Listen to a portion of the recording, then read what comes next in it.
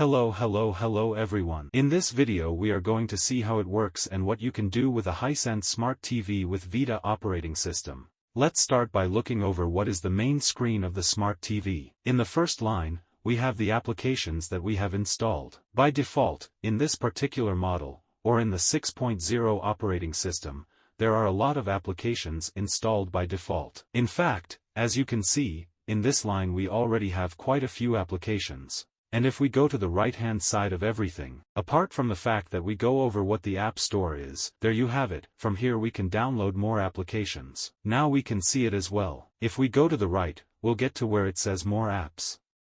If we click it, we enter above those that are the favorites or down to More Apps, where we have even more applications installed. In this operating system, we have available virtually all video-on-demand applications, especially the most used, such as Netflix, Disney Plus or Prime Video. What we are not going to be able to install, in this case, on Hisense TVs with this operating system, with VIDAA, is going to be HBO Max, okay? Because it doesn't have the license, so we're not going to have this application available.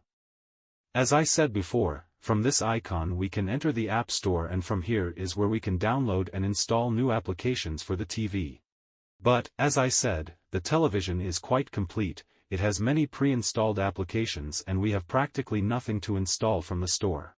The useful applications are quite scarce and those that there are, the truth is that they are of little use to us. Returning to the main screen, if we scroll down, we have, above all, recommendations of video-on-demand applications. Pluto TV, we have this from Disney recommendations, Adventure for Kids, Fall in Love with Pluto TV, Movie Series in Prime Video, Free Movies in Plex. Well, I mean here, if we scroll down, it's non-stop video-on-demand app recommendations, I mean, non-stop, all the time, it's all recommendations. So the main page is simply two sections, let's say. The top part with what is the line of applications, which is what we have seen, and from there down, all recommendations for movies or series. We begin to analyze the top bar of the Smart TV, where we have different things. First, in the magnifying glass, we can simply do a search for both TV applications and some settings. The second icon is the Inputs icon. From this section is where we can select which input we want to display on the screen. We can choose from TV, which are the conventional channels, through the 4 HDMI that we have available, the AV, Euro connector, and also the two sharing options. On the one hand, screen sharing, which you have a video explaining how to share the screen, I leave it up here, this video I already did, to share the screen of our phone to the TV, and also share content. If what we want is not to share the screen, just share some video from another device. And finally, we have the connection guide, which is nothing more than electronic instructions inside the TV. The next section we have is quite dense, since it is about the TV settings. In the first section, under Picture, we can change the TV picture mode depending on what we are going to watch.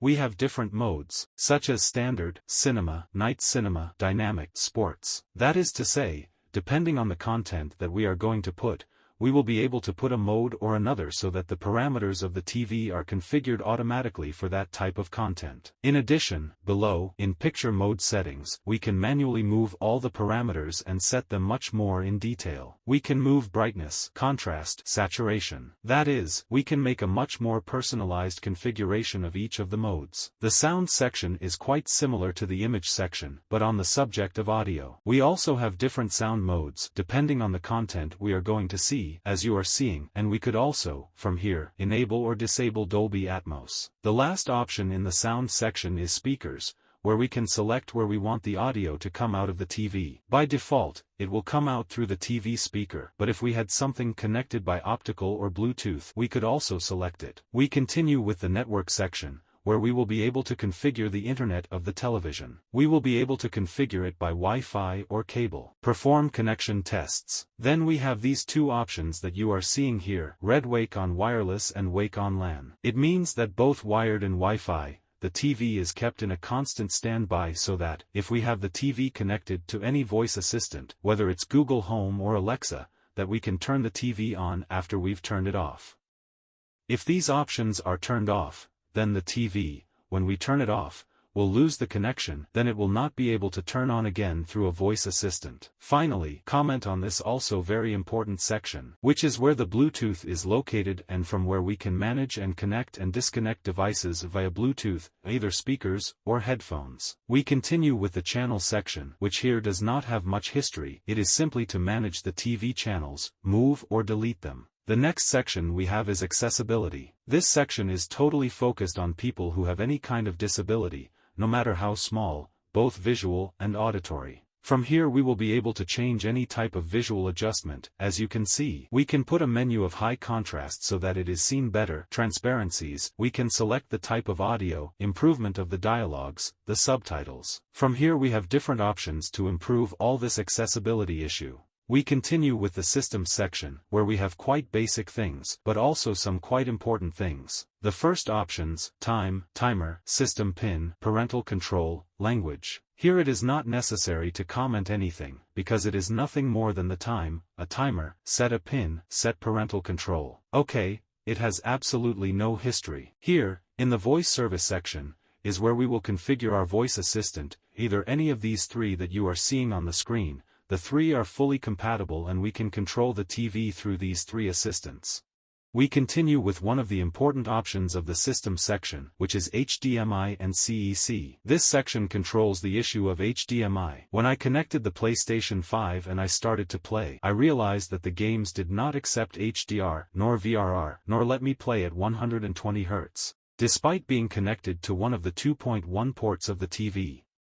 And it is because once we have connected the console, we have to come here, to this section, and change the HDMI format. As you can see, standard format comes as standard. Now it does not let me change it because I do not have an HDMI connected. I do not have the Play connected right now, but in case of having it connected, it would let us change it, and instead of standard format we have to put advanced format. When we change it from standard format to advanced format, the HDMIs kind of open up and let in all the power of the console, so we will be able to use all its features. In this section, finally, we also have the CEC, which will allow us to control devices that are connected via HDMI with the TV remote control. We continue with a section also quite important, which is the advanced configuration. From here we can do pretty basic things like changing the name of the TV, enable or disable the screensavers, and, for example, something that I really like is to change the input labels. We will be able to put the name that we want to each one of the entrances.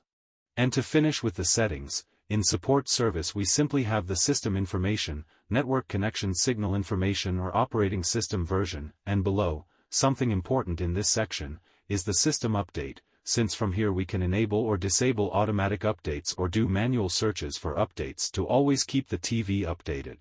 And now, to finish this section, below we have the option to reset the TV settings in case we want to leave it as the day we bought it. Once we have seen this, as you have seen, it has been quite dense, we move on to the next icon, which is the notifications. From here we can choose which notifications we want to receive. In this case you can select or disable all of them. It doesn't matter, they will simply be notifications that appear at the top right every time something is installed, that there is an update, that there is something new. You can leave, if you want, the system messages, and, well, if you want, the news, but let's go with the system messages would be enough. From the following icon you can create an account in Life. It is not necessary to download applications, but well, if you want to have a more personalized TV, you can create an account. And finally, now yes, to finish, in the icon on the right side we have the voice assistants. As we have seen before in the settings, this is a shortcut to the same section. Well, guys, as you have seen, this is all we can do with a Hisense Smart TV with VIDAA operating system, in this case U6.0. As always, if the video has been useful, do not forget to leave me a like, which is super important, as well as subscribe to the channel and hit the little bell to not miss anything. For my part, nothing more. As always, a pleasure, and until the next video.